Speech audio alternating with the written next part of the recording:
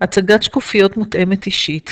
ניתן ליצור מצגות חלקיות מותאמות אישית מתוך המצגת הגדולה שאיתה אנחנו עובדים.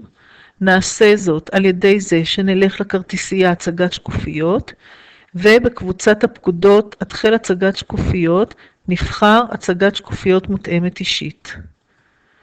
נבחר הצגות מותאמות אישית וניצור הצגה חדשה. חדש.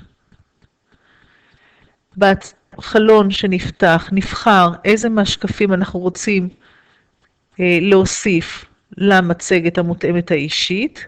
נניח השקף הראשון, החמישי והתשיעי.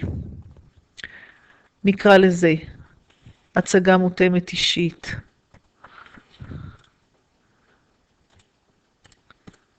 הצגה מותאמת אישית. לדוגמה. ונלחץ אישור.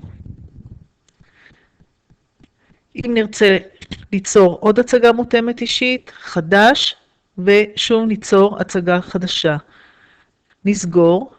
בפעם הבאה שנפתח את המצגת הזאת, אם תידרש לנו הצגה מותאמת אישית מקוצרת, כמו זאת שהגדרנו קודם, נלך לכרטיסייה הצגת שקופיות, בקבוצת הפקודות התחל הצגת שקופיות, נלך להצגת שקופיות מותאמות אישית, נלך להצגת מותאמת אישית לדוגמה, שאותה יצרנו קודם, ונקבל מצגת שיש בה רק שלושת השקפים שבחרנו.